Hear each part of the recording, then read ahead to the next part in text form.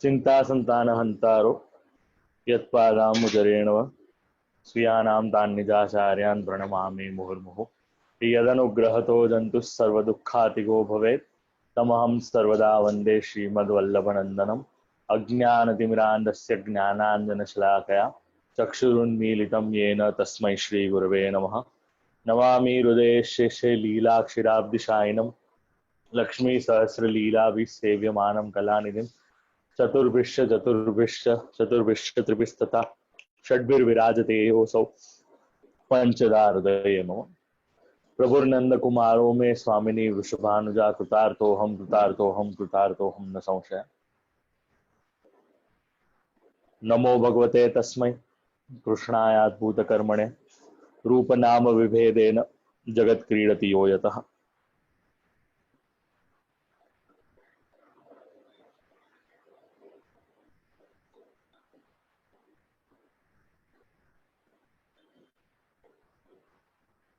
वेदैर्वेद्यमवेद्यं विदिते द्वितिजारार्ति परार्तिहरं मानसलीनमलिनं संस्कृतिजाले संस्कृतिजालहरम् आनन्दैककरोरुरस्थलचरणश्रुतिचक्षुरभालं यमुनातोयविहारं प्रणमत गोपालं जगतीपालम।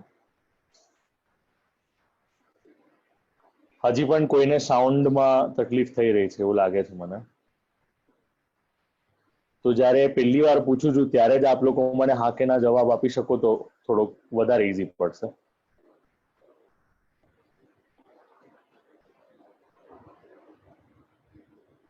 આવે છે કે નથી આવી રહ્યો?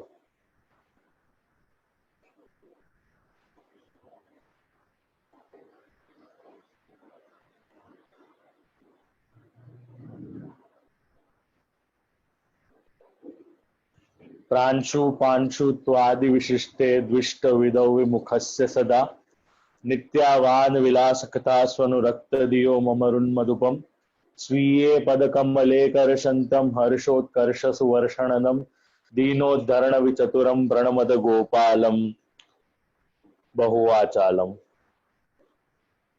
अंशोऽयं मम जीवो जगति प्रकृतेर्मेत्य परार जगति जन्म जरा मरणानि शरीरे न च जीवेति मात्ररसे मच्चित्तो भव मद्भक्तो भव मत्कृति मात्र परोपि त्वं वाक्यशतानि वदन्तं प्रणमत गोपालं जगतीपालम।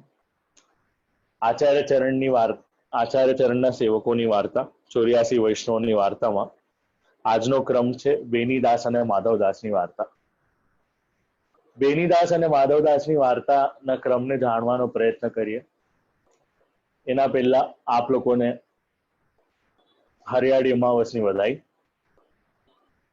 અમારા અમરેલી ઘરમાં હરિયાળી અમાસના બદલે હરિયાળી એકમ આવે છે એટલે આજના દિવસે હરિયાળી ઉત્સવ મનાવવામાં આવે છે। અન્ય ઘણા ઘરોમાં હરિયાળી અમાવસના દિવસે મનાવવામાં આવે છે।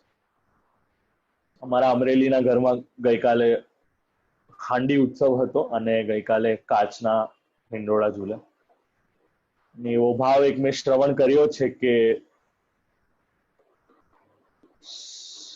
100 દિવસ દિવાળીના હવે બાકી છે પરંતુ આપણને ક્યાંય બહાર જવા મળવાનું નથી। શ્રી ઠાકોરજીની કૃપાથી આપણે આ ઉત્સવ ઘરમાં અને ઘરમાં જ મનાવવાના છે જે આપણા માટે એક રીતે જોવા જઈએ તો ખૂબ આનંદની વાત છે કારણ કે શ્રી ઠાકોરજી સાથેનું સૌથી મોટું વેકેશન જો આપણને મળ્યું હોય તો એ આપણને આ લોકડાઉનમાં મળ્યું છે। એના ઉપરાંત આપણને મળ્યું હોય કે નહીં એવું મારા ધ્યાનમાં તો નથી। હવે પહેલા તો બધી ટેકનિકલ રીઝન્સના કારણે આજે જે વિલંબ થયો છે એ બાબત માટે ક્ષમા માંગુ છું આપ લોકોને। બન્યું એવું છે કે મારું જે મેઇન લેપટોપ છે એ ગયું છે રિપેરિંગમાં અને આઈ એમ યુઝિંગ સમ સબસિડરી સિસ્ટમ્સ રાઈટ નાઉ। તો હું 4 સિસ્ટમ્સથી સરાઉન્ડેડ છું હમણાં, 2 લેપટોપ્સ અને 2 ફોન્સ। સો જે લોકોને પણ શ્રવણ ઇત્યાદિમાં થોડી તકલીફ થઈ એ બાબત માટે ક્ષમસ્વ છું હું। આજનો દિવસ આપ લોકો જો મારું શ્રવણ ન કરી શકો તો ચિંતા નહીં કરતા, હું આપ લોકો માટે યુટ્યુબ પર અપલોડ કરી દઈશ। પરંતુ મમ્મી આ પંખો બંધ કરી દો ને।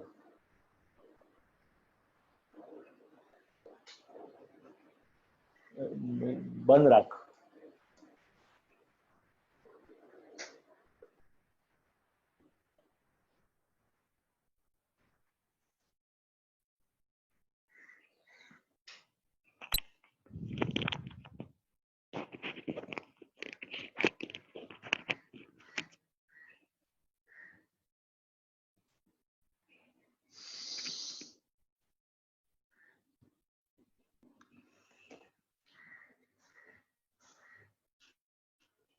હવે આપ લોકોને અવાજ આવે છે?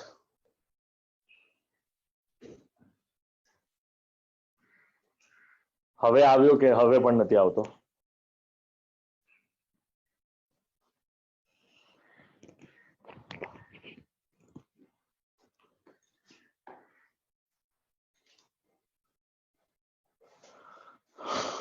બેનીદાસ અને માધવદાસની વાર્તા. બેનીદાસ વૃષભાનજીના બળદ હતા, ગાળામાં બળદ હતા. એક દિવસ સખાને શિંગડું માર્યું હતું. શિંગડું માર્યું હતું એના કારણે 3 દિવસ સખા દુઃખ પામ્યા હતા. એ શાપથી પૃથ્વી પર પડ્યા હતા. માધવદાસ લલિતાજીના સખી રત્નપ્રભા ભગવદ ઈચ્છાથી બંને ભાઈ થયા અને મન ન મળે. મન ન મળવાના ઘણા બધા કારણો છે આપણે ત્યાં. જ્યારે આપણે ત્યાં પોતાનું ધાર્યું કોઈ દિવસ થાય નહીં ત્યારે મન ન મળવાના કારણો વધતા જાય છે. અને આ મન ચંચલ છે કારણ કે સ્થિર રહેતું નથી.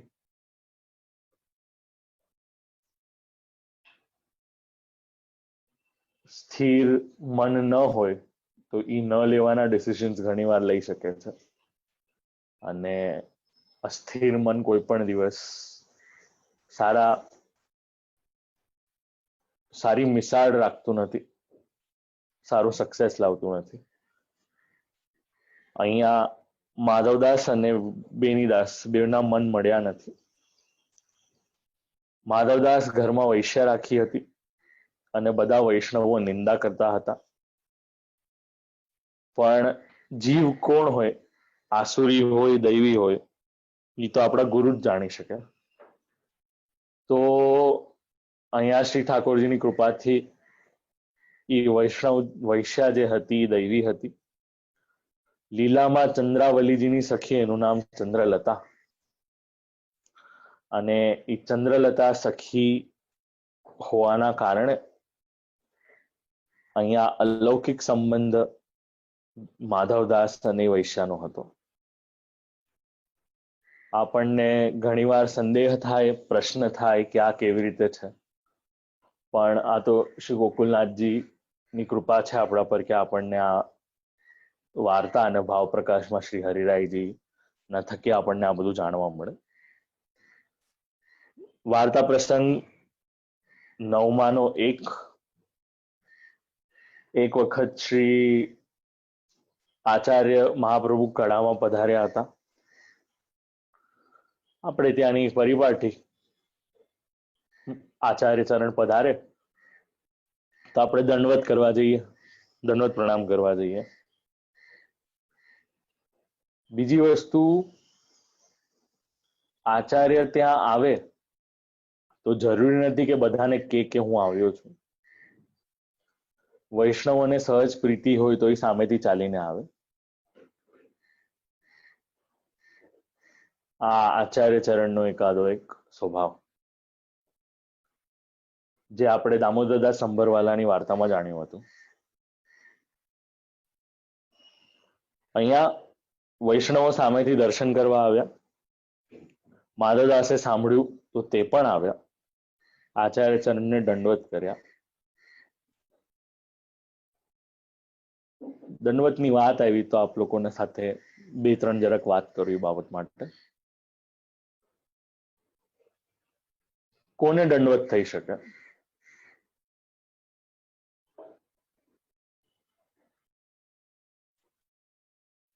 આપણે ત્યાં દંડવત કોને થઈ શકે?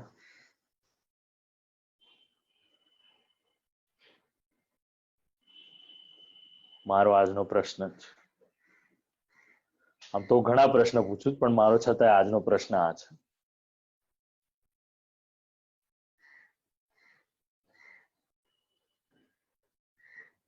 કોને કોને દંડવત થઈ શકે?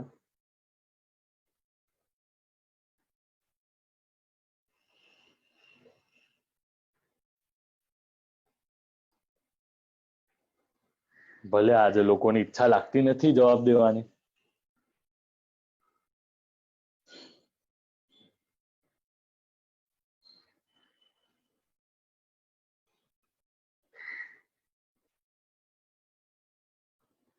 ઘણા ખાલી અહીંયા ગુરુને દંડવતનું એમ વિધાન આપે છે. હું સાંભળું છું આપ લોકોએ ગુરુ ગોવિંદ દોનો કડે કાકે લાગુ પાય બહુ વધારે સાંભળી લીધું છે, પણ જેને આદર સન્માન દેવાનું હોય એને દંડવત કરી શકીએ આપણે. એમાં પ્રથમતઃ આપણા ઈષ્ટદેવ, આપણા પ્રાણ પ્રેષ્ઠ એવા પુરુષોત્તમ ભગવાન, સ્વસેવ્ય નિધિ શ્રીજી ઇત્યાદિ જે છે. ત્યારબાદ દીક્ષાદાતા ગુરુ ને દંડવત કરી શકાય. ઘણાની અભિરુચિ વિદ્યાદાતા ગુરુમાં પણ હોય, જેને અલૌકિક પ્રકારનું જ્ઞાન આપ્યું હોય. ને આપણા વડીલો, તો આપણે ત્યાં 4 વસ્તુ છે. વૈષ્ણવો એકબીજાને પરસ્પર મળે તો જય શ્રી કૃષ્ણ કહે. ત્યારબાદ 2 બ્રાહ્મણ એકબીજાને મળે તો નમસ્કાર કહે, જો સરખા વયના અને સરખા પદવીના હોય. કોઈ નાનો હોય તો પોતાના વડીલને પ્રણામ કરે, અને કોઈક આચાર્ય હોય, કોઈક વિદ્વાન હોય, કોઈક તેજસ્વી હોય, કોઈ આચાર્ય હોય, તેમને દંડવત પ્રણામ કરવામાં આવે છે. આ આપણે ત્યાંનો તફાવત છે. હવે દંડવતમાં પણ 2 પ્રકાર છે. આપ લોકોએ શ્રવણ કર્યું જ હશે, પંચાંગ અને અષ્ટાંગ. અષ્ટાંગ વાળું દંડવત કરી શકે તો એ પુરુષો કરી શકે, અને પંચાંગ કરી શકે તો સ્ત્રી કરી શકે. કારણ કે 8 અંગ વાળું દંડવત, એમાંથી જે વક્ષસ્થલનો જે સ્થાન છે એ સ્ત્રીઓનો સ્પર્શ ન થાય એવી આપણી એક ધર્મની પરિપાટી છે. અમુક અંગનો સ્પર્શ આપણે ત્યાં પૃથ્વી પર થતો નથી. જો બ્રાહ્મણ વગર આસને બેસે તો ઈ ભૂમિ પર દરિદ્રતા આવવાનું શરૂ થાય. અને સ્ત્રીઓનો સ્તનનો સ્પર્શ થાય તો ત્યાં પણ અપરાધ કહેવાય છે. એટલે આવી રીતે પંચાંગ અને અષ્ટાંગ દંડવતના આપણે ત્યાંના ક્રમ છે. બીજી વાત, આપણે ત્યાં દંડવત ડાબી બાજુથી થાય છે. જમણો ગોઠણ આપણે જે રાઈટ સાઈડનો જે ની હોય એને આપણે બેન્ડ કરીએ, એને આપણે ફ્લોરને ટચ કરીએ, અને લેફ્ટ સાઈડને આપણે ક્રોસ રાખીએ છીએ અને પછી દંડવત કરીએ છીએ આપણે. એવો આપણે ત્યાં એક પ્રોટોકોલ છે. હવે ઘણા લોકોને પ્રોટોકોલ્સથી પણ પ્રોબ્લેમ છે, તો જરા એના માટે પણ વાત કરી લો.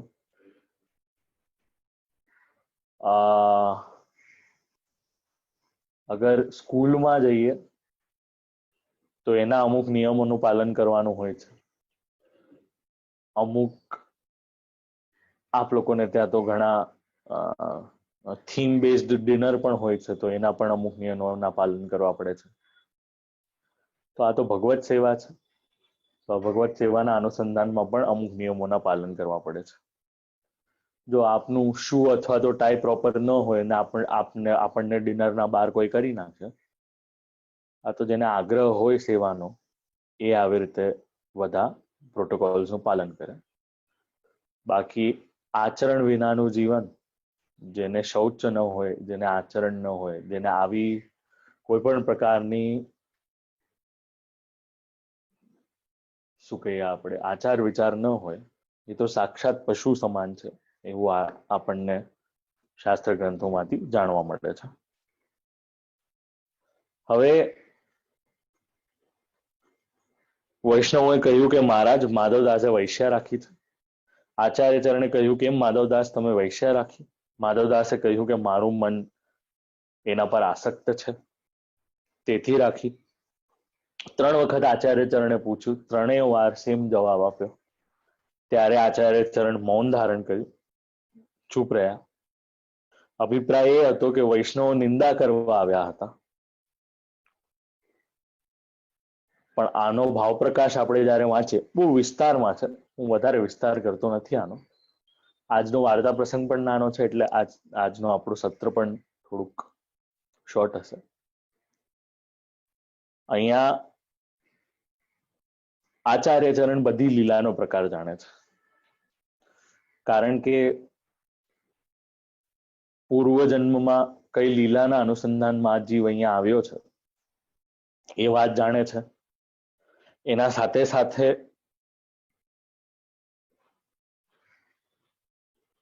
આનો આશય એ જણાવે છે કે તે વૈશ્યા જેવી જીવનો પણ અહીંયા અંગીકાર કરીને રાખ્યો છે. સંસારમાં વહી જાત, તું લૌકિકથી પણ ન ડર્યો. માધવદાસે કહ્યું હતું કે હું તો આસક્ત છું, મને સંસારની લાજ શરમ વૈષ્ણવની કાણીના કારણે મેં એને છોડીને રાખી નથી. અહીંયા રાખી નથી, મને પ્રેરણારા તો આપ છો. હવે જેના પ્રેરક ભગવાનના આવા લાડીલા શ્રી વલ્લભ હોય, એના પર આસક્ત થયા હોય, તો એ આસક્તિ પણ કઈ પ્રકારની હોઈ શકે એનો જરા આપણે અહીંયા વિચાર કરીએ.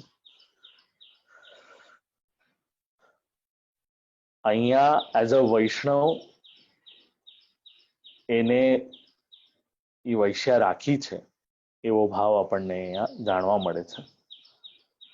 બધા વૈષ્ણવોએ પૂછ્યું કે હમણાં સુધી તો કાની આપી હતી, હવે તો આપને પણ કહીને છૂટ્યું, આપ એને કઈ કહો.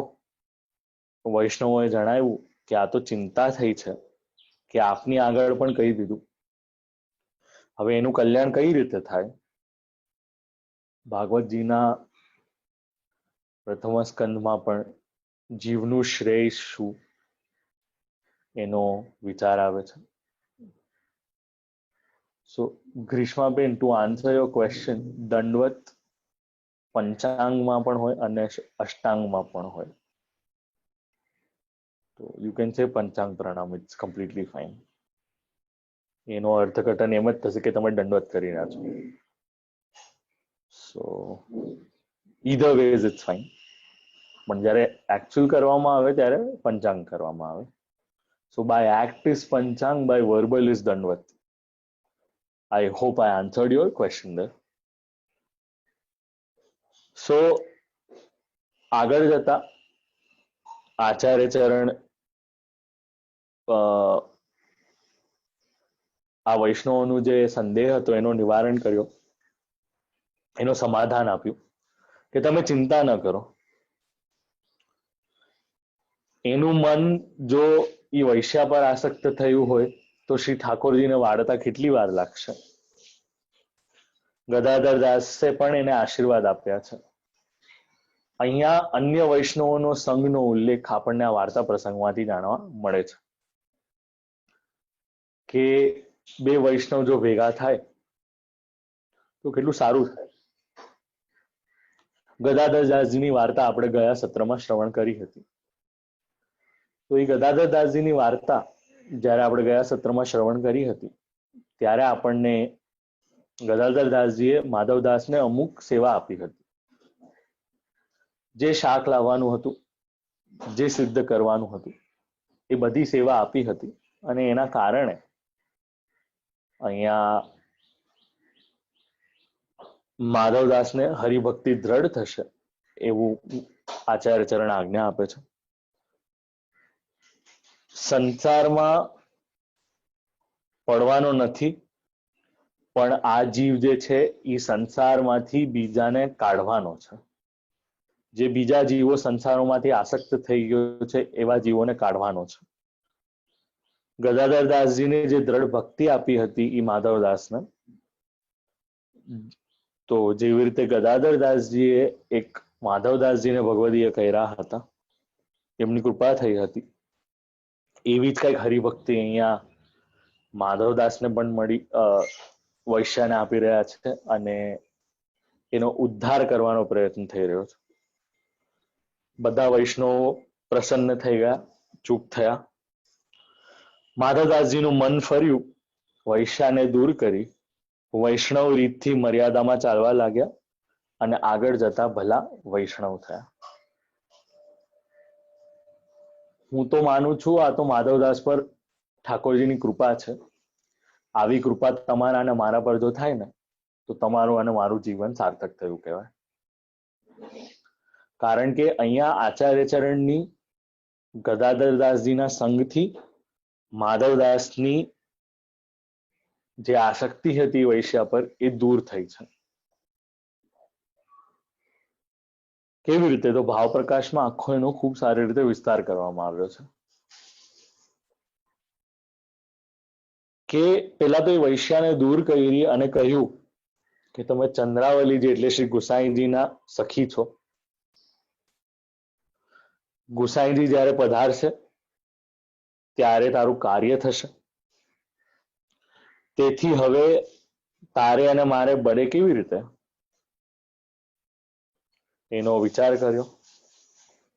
અહીંયા વૈશ્યા અલગ થઈ લુખ્ખી અંગારકી ખાઈને 15 વર્ષ પોતાનો ગુજારો કર્યો છે. અહીંયા આપણને 6 મહિના કોઈ કે ને લોકડાઉનમાં બેઠા રહો તો આપણને થોડુંક ઉપર નીચે થવા લાગે. તો આ તો 15 વર્ષ સુધી ઘી ચોપડ્યા વગર સુખી લુખ્ખી અંગારકી લીધી છે. ત્યારબાદ પછી શ્રી ગુસાઈજી ત્યાં પધારે છે. વૈશ્યાએ સાંભળ્યું એવું, ગુસાઈજીના સમક્ષ આવીને વિનંતી કરી કે મહારાજ આપ મારો અંગીકાર કરો. ગુસાઈજીએ કહ્યું કે વૈશ્યાને સેવક કરતા નથી. પછી ઘેર આવીને પડી રહી અન્ન જળનો ત્યાગ કર્યો. 8 દિવસ શ્રી ગુસાઈજી કડામાં રહ્યા. દૂરથી વૈશ્યા દર્શન કરીને જાય.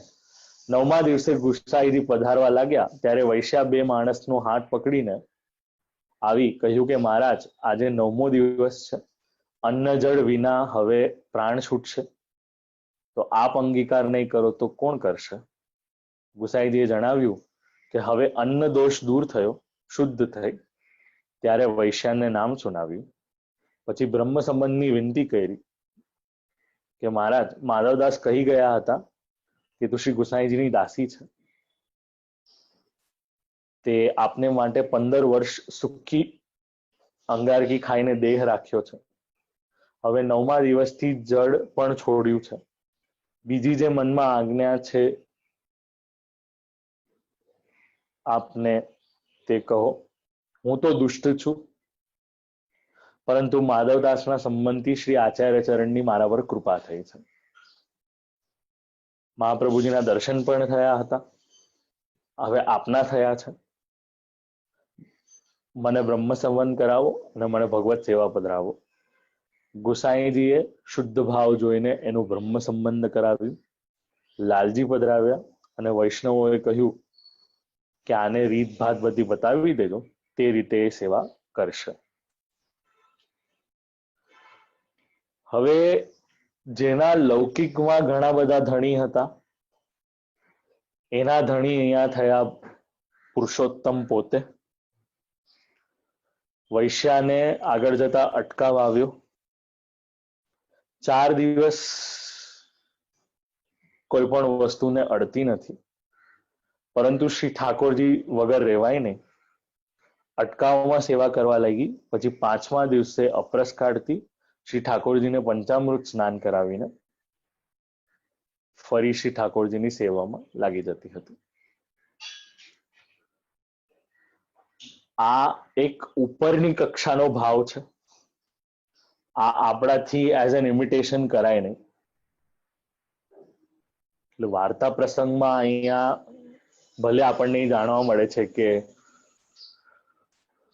4 દિવસ અટકાવવાનો સમય હતો, પણ અહીંયા વિરહ તાપ એટલો હતો, એના કારણે એ વૈશ્ય સેવા વગર રહી શકતી ન હતી. અને દર 4 દિવસે શ્રી ઠાકોરજીનો સ્પર્શ કરીને 5મા દિવસે પંચામૃત સ્નાન કરીને જે શુદ્ધતાનો આખો જે પ્રકાર હતો એ પુનઃ એસ્ટાબ્લિશ કરતી હતી. તો જરા આપણે આનો પણ વિચાર કરવો જોઈએ કે આ આપણાથી કરાય કે ન કરાય. તો આગળ જ્યારે આપણે વાર્તા આમાં ભાવ પ્રકાશ આવશે ત્યારે એને જાણવાનો પ્રયત્ન કરીશું. હવે વૈષ્ણવના સાથે વ્યવહાર તૂટી ગયો હતો. કેટલાક દિવસે ગુસાઈજી પાછા કડા પધાર્યા હતા. કહ્યું કે આ અટકાવમાં પણ મના કરી છે, છતાંય સેવા કરે છે. ગુસાઈજીએ વૈશ્યાને પૂછ્યું કે અટકાવમાં જારીની સેવા કેમ કરે છે. વૈશ્યાએ કહ્યું કે જેટલા રોમ છે એટલા ઘણી મારા લૌકિકમાં હતા, એટલા ધણી મારા લૌકિકમાં હતા, પણ આપશ્રીની કૃપાથી આ બધા દૂર થયા. હવે આપે જ્યારે અલૌકિક પતિ આપ્યો છે તો એના વગર હું 4 દિવસ પણ કેમ રહી શકું? આપ તો અંતર્યામી છો. એક ક્ષણનો અંતરાય અહીંયા મારાથી સેવાતો નથી. 5મે દિવસે અપરસ કાઢીને પંચામૃત સ્નાન કરાવું છું. આ મર્યાદા પણ રાખું છું. હવે આપ સૌના અંતરની વાત જાણો છો, તેથી આપ જ જે આજ્ઞા કરો. શ્રી ગુસાઈજીએ શ્રી ઠાકોરજીએ ને વૈષ્ણવ પર પ્રસન્ન જોઈને કહ્યું કે જેમ કરો છો તેમ જ કરો. આ રીતે સમાધાન આપ્યું કે જટ જા અને શ્રી ઠાકોરજી બેસી રહ્યા છે એમની સેવા કર. ગુસાઈજીએ વૈષ્ણવોને કહ્યું વૈશ્યા જે કરે છે એને કરવા દો, એની દેખા દેખી બીજા કોઈ કરશો નહીં. વાર્તા પ્રસંગના એકાદા સત્રમાં એક વાર્તા આવી હતી કે એક માળીએ દાંતણ ધરવાનું શરૂ કર્યું.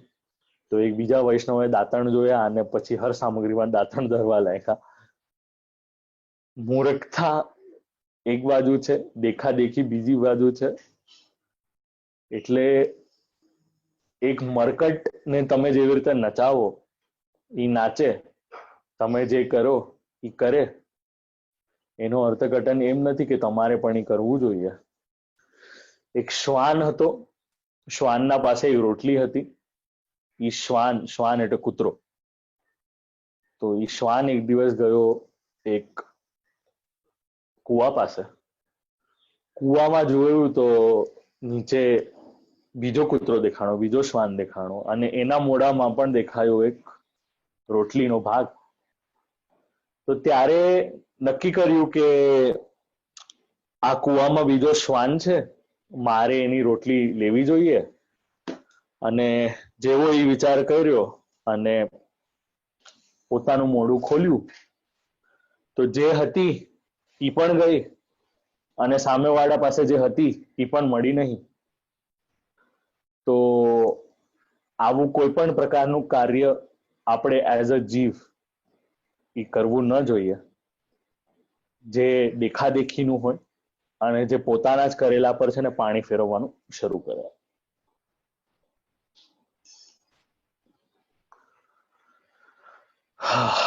આગળ જતા ઠાકોરજી પ્રસન્ન છે અને એ વાત જણાવી વૈષ્ણવોને.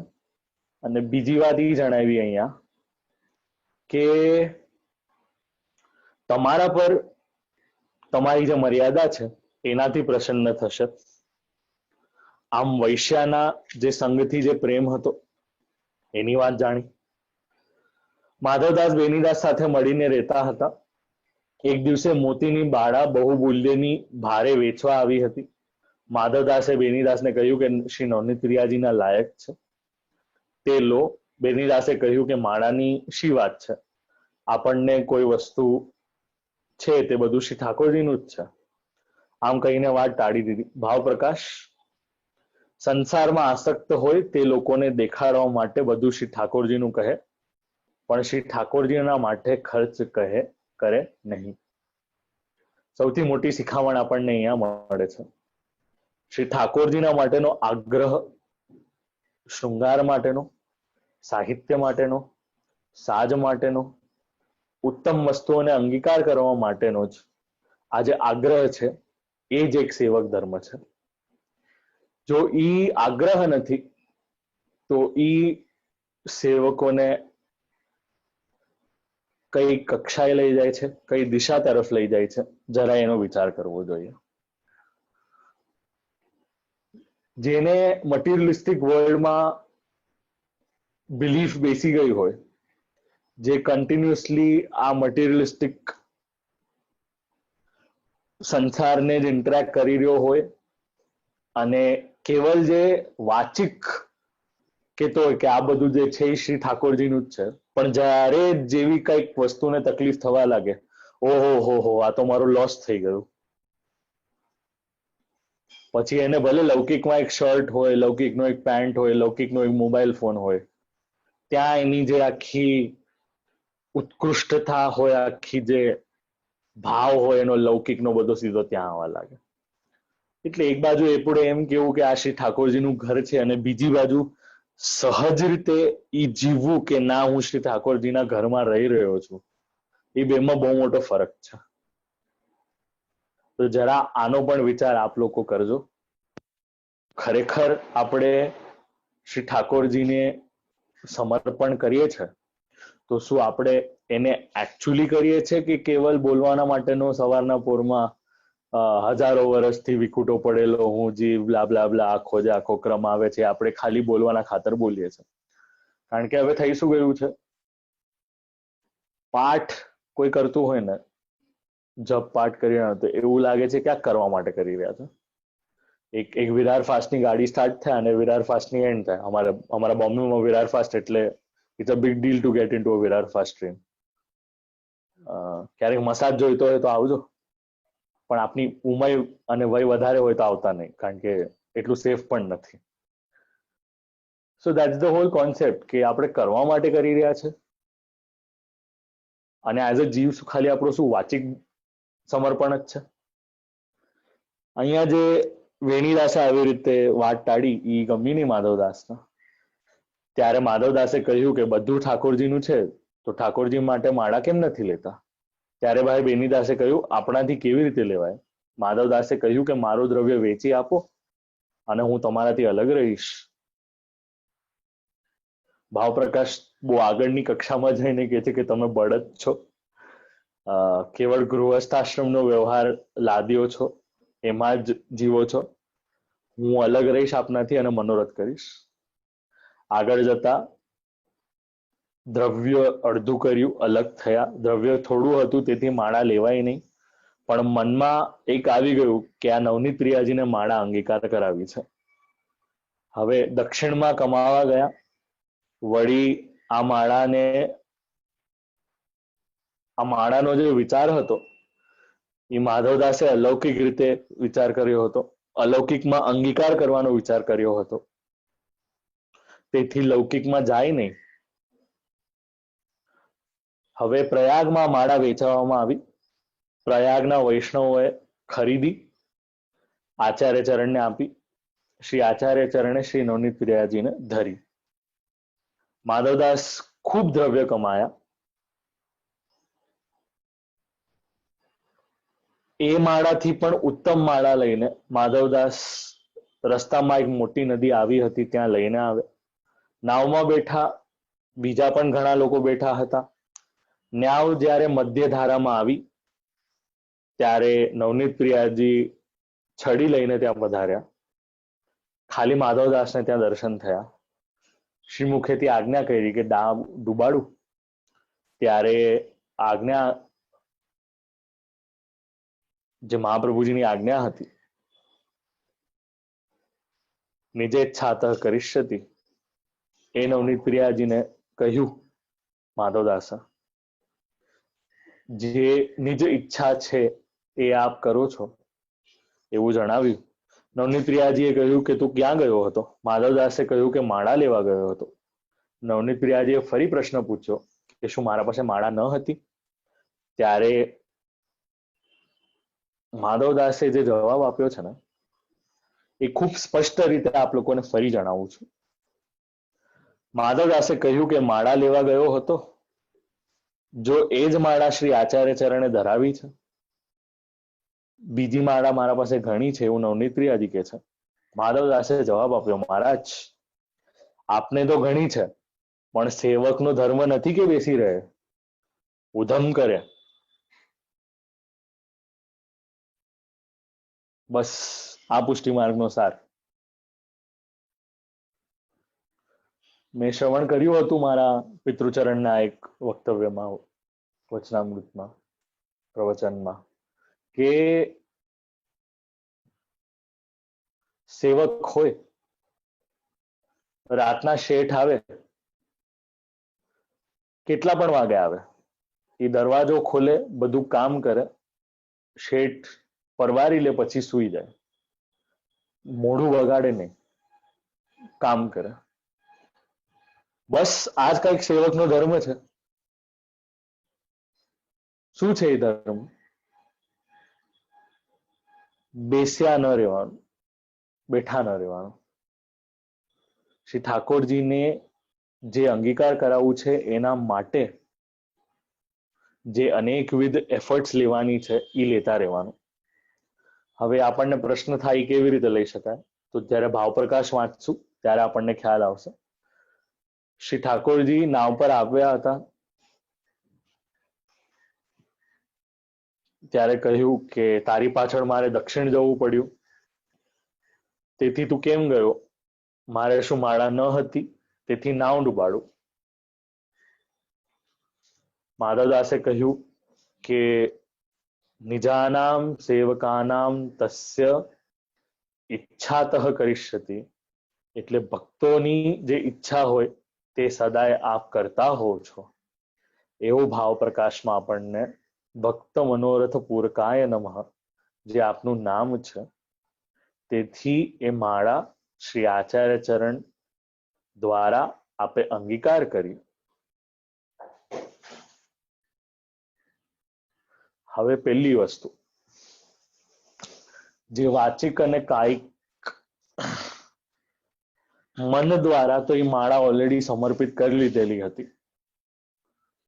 હવે આ જે શરીર છે, હવે આ જે લૌકિક શરીર નાવ સાથે ડૂબી જાત તો ચિંતા શું હતી, એવો વિચાર જ્યારે કર્યો ત્યારે ભગવદ ઈચ્છા માનીને, જે આપની ઈચ્છા અને આપના નિજ ભક્તોની જે ઈચ્છા છે એનો આપણને સાર આ વાર્તામાંથી જાણવા મળે છે. હવે આવા જે જીવ હોય, જે શ્રી ઠાકોરજીનું કન્ટિન્યુઅસલી વિચારતા હોય, એને કેવી રીતે ડૂબાડી શકાય એવો પ્રશ્ન આપણને અહીંયા થાય છે. આગળ જતા એક વસ્તુ આપણને જાણવા મળે છે કે ભગવદીયની વાણી ગૂઢ હોય,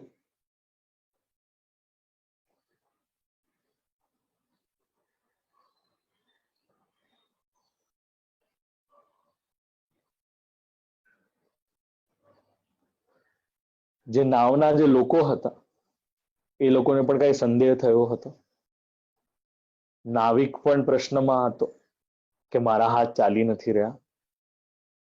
પણ જ્યારે માધવદાસને જોયું ત્યારે એ લોકોને લાગ્યું કે આ મહાપુરુષ બેઠા છે, તેથી નાવ બચી ગઈ, નહીંતર આ ડાઉ ડૂબી જાત. પાર ઉતર્યા. કેટલા દિવસે શ્રી આચાર્ય ચરણ મહાપ્રભુજી પાસે માધવદાસ આવ્યા. માધવદાસને શ્રી આચાર્ય ચરણે કહ્યું કે તે નાવ ડૂબતા કેમ બચાવી. માધવદાસે બધા સમાચાર શ્રી આચાર્ય ચરણને આપ્યા. શ્રી આચાર્ય ચરણે વૈષ્ણવોને કહ્યું કે જુઓ, આ એ જ માધવદાસ છે અને કેવા ટેકનો વૈષ્ણવ થયો છે. તે દિવસથી જે માળા શ્રી નવનીત પ્રિયાજીને અંગીકાર કરાવી હતી એનું નામ માધવદાસ રાખ્યું. કારણ કે લીલામાં નામ રત્નપ્રભા, રત્નનો જેવો પ્રકાશ હોય એવો જ માધવદાસની વાર્તાનો પ્રકાશ છે. માધવદાસ આવા ભગવદીય હતા અને આ વાર્તામાં ભગવદીયાના આશીર્વાદનો ઉત્કર્ષ એ પ્રગટ કર્યો છે એ આપણને જાણવા મળે છે. આગળ વાર્તા આવશે હરિવંશ પાઠકજીની, જે આપણે ગુરુવારના સત્રમાં જાણવા અને સમજવાનો પ્રયત્ન કરીશું. એના પહેલા આપ લોકો સાથે બે વાત કરું હું. 84 વૈષ્ણવોના સત્ર માટે જો આપ લોકોને કોઈ પણ પ્રકારનો ફીડબેક હોય તો એ આપ લોકો મને અથવા તો દિવ્યાંગજીને મોકલી શકો છો. મારું ઈમેલ આઈડી હું આપ લોકોને ચેટ પર મૂકું છું, અને આપ ધારો તો વોટ્સએપ વાયા પણ મોકલી શકો છો. આપ લોકો દિવ્યાંગજી પાસેથી મારો ઈમેલ આઈડી લઈ શકો છો. બીજી બાજુ જો આપ લોકો પાસે મારો નંબર હોય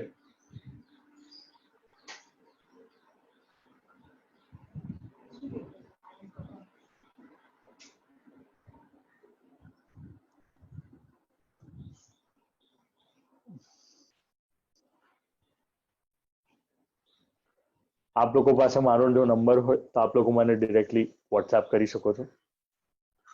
બીજી અગત્યની સૂચના આપ લોકોને એ જણાવી છે કે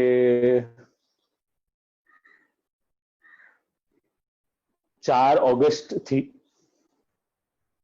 14 ઓગસ્ટ 15 ઓગસ્ટ સુધી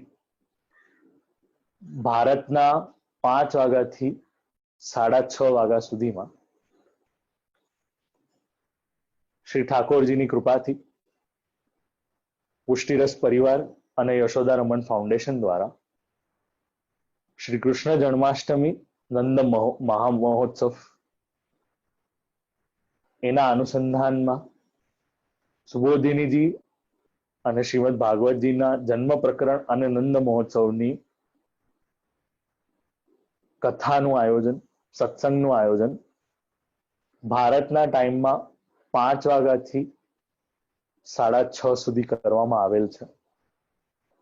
આ સમગ્ર પ્રસારણ યુટ્યુબ પર અવેલેબલ હશે. તેની વિગતો આપ લોકોને એક રજિસ્ટ્રેશન ફોર્મ દ્વારા મારા પાસેથી અથવા તો દિવ્યાંગભાઈ પાસેથી પ્રાપ્ત થશે. શ્રી ઠાકોરજી ચતુર્વ્યુહ ધારણ કરીને ધર્મી અને ધર્મ સ્વરૂપે ગોકુલ અને મથુરામાં પ્રાગટ્ય થાય છે, અને એ 4 વ્યૂહ ભગવાન કયા કારણેથી આ પૃથ્વી પર પ્રાગટ્ય કરે છે, અને નંદ મહોત્સવની જે સપ્ત લીલાઓ, સપ્ત ઉત્સવો છે, અને એનો જે આખો ક્રમ છે એ આપણે દશમ સ્કંધના જન્મ પ્રકરણ અને નંદ મહોત્સવની લીલા સુધી, એટલે 5મા અધ્યાયના 18મા શ્લોક સુધી એને જાણવાનો પ્રયત્ન કરીશું. આપ લોકોને નમ્ર નિવેદન છે, સમય સમજી શકું છું કે કેલિફોર્નિયામાં સવારના 4:30 વાગ્યા હશે અને અન્ય સ્ટેટ્સમાં અકોર્ડિંગલી ટાઈમ 1 કલાક આગળ હશે, પણ યુટ્યુબની લિંક આપ લોકોને મોકલવામાં આવશે, તો આપ લોકો તેને સબસ્ક્રાઇબ કરજો અને એને જાણજો. આખા સત્રને સમજવાનો આપ લોકો પ્રયત્ન કરજો. શ્રી ઠાકોરજીના જન્મ ઉત્સવ નિમિત્તે આ બધું નિયુક્ત કરવામાં આવેલ છે. મારા પિતૃચરણ શ્રી કૃષ્ણદત્ત શાસ્ત્રીજી મુખ્ય વક્તા છે, અને યથા અનુકૂળ યથા અનુગ્રહ અલ્લકુલના આચાર્યો પધારીને ત્યાં આપણને વચનામૃતથી લાભાન્વિત કરશે. તદુપરાંત ષોડશ ગ્રંથનો સત્ર 2 તારીખે વિરામ લઈને 3 તારીખે રક્ષાબંધનના એક દિવસે ખાલી હશે, અને 4 તારીખથી ફરી આ જન્માષ્ટમીનો ક્રમ શરૂ થશે. આપ લોકોને તેની ડિટેલ્સ મળી જશે. અને એના સિવાય આ સત્ર આપણે 9 વાર્તા શ્રવણ કરી છે. આગળના સત્રમાં આપણે 10મી વાર્તા શ્રવણ કરીશું. એટલું કહીને મારા વક્તવ્યને શ્રી માધવદાસજીના નવનીત પ્રિયાજીના શ્રીચરણમાં સમર્પિત કરું છું. શ્રી કૃષ્ણ અર્પણમસ્તુ.